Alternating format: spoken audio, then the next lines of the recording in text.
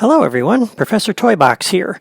I've got Fear with me, and we're back in level 3 of my Return to Atlantis toy box. And I'm at the start of the level, and I wanted to show you this little area here. I'll go into Spark mode to give you a good look at it. This was the area that I envisioned for the start of my level. And I built this based on 72 Pringles Pillars of Doom video that I found on YouTube. It looked really cool, and when I first built this, it worked and played beautifully. And then I saved my game and came back the next day, and half the pillars aren't moving, and I had a couple of pillars that were moving horizontally and going to path points that I had never set up. And it was just really bizarre, and I've been tweaking this and experimenting with it, trying to get it to work, and it's just not working, which is really disappointing because this was a lot of fun to play. So I'm going to have to come up with a variant for this, and I think what I'll end up doing is I'm going to go ahead and clear this out, and we'll build something different. So let me go ahead and clean this out, and I'll be back in just a moment. Okay, I've cleaned this out, and I've removed all the paths, all the blocks that were supposedly connected to those paths, and just disappointing that the path tool is as buggy as it is, at least on the Wii U. I kind of noticed that a little bit with my Disneyland toy box on the Tomorrowland ride that I had shown before, but this was the first time I'd really seen a large number of paths so messed up. Anyway, so we'll have to come up with a new option here, and I'm thinking maybe some platforms. Horizontal movers kind of seem like maybe they'd be the best challenging thing to use. So if we put down a couple of these, maybe put one here, and we'll want to make sure we customize this. And I'm going to use the Island Rocky surface from The Incredibles. That's my theme. And we'll put some of these down, and if I flip them around when I come into the level, they should be a little bit more, they should be lined up. I've noticed in the past that if they're all facing the same direction, then they're all moving the same way. They're both on this side. They both move over here at the same time. And so flipping them around mixes things up a little bit. So we'll come over here and we'll put one in. Maybe just kind of do one, perhaps, connecting these two. And we can do one this way. Flip that around. Flip it around the other way. Flip it around. Like that. Actually, that might be too easy to get to the other side there. So let's do this way. We'll try that.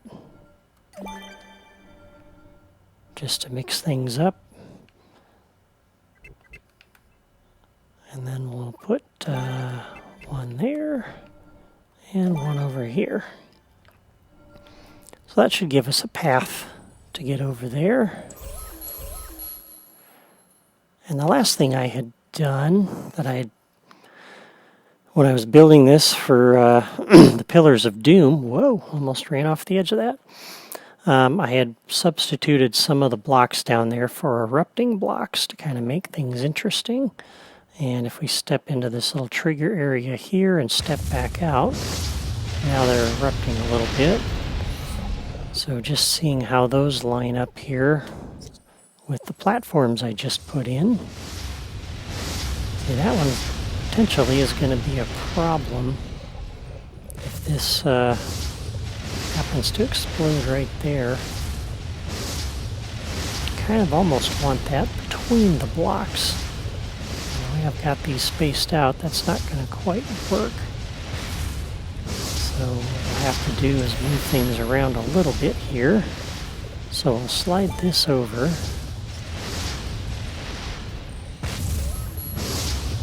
I'll slide this over. So that they're on the boundaries here rather than straddling. And now we've got an exploding block right there. So I think what I'm going to do is move this one out. Move this exploding block over so it shows up between those platforms. That's a little better. And I'm thinking this one here,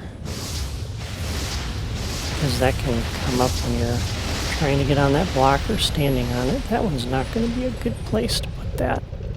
So we'll move that out of here for right now.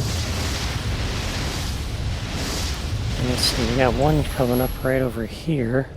Right where you're trying to get off this thing. So probably let's move this out. And take this one and move this over here so it's between these blocks. And just kind of shuffle these things around so that the erupting blocks make more sense with the new configuration here. Oops.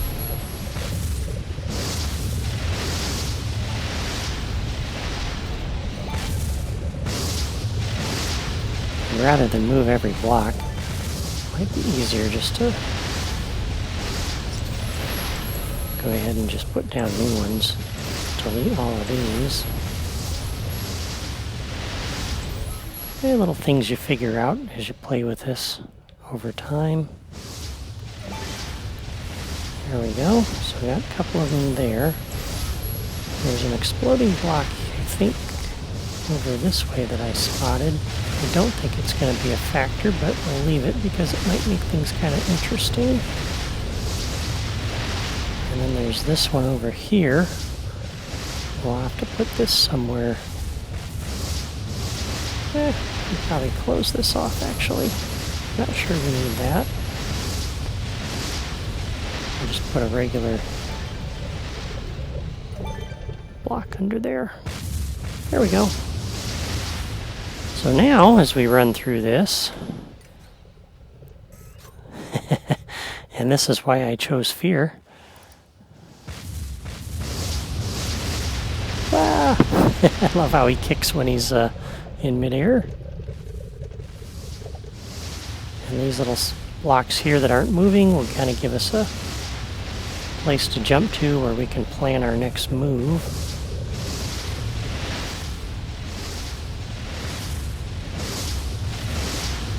Now this makes things a little more exciting, having that erupting block between me and this other one here. And we'll wait for that one to come back. We'll find out if I got the timing of these right when I reload the save game. And these are all initialized at the same time.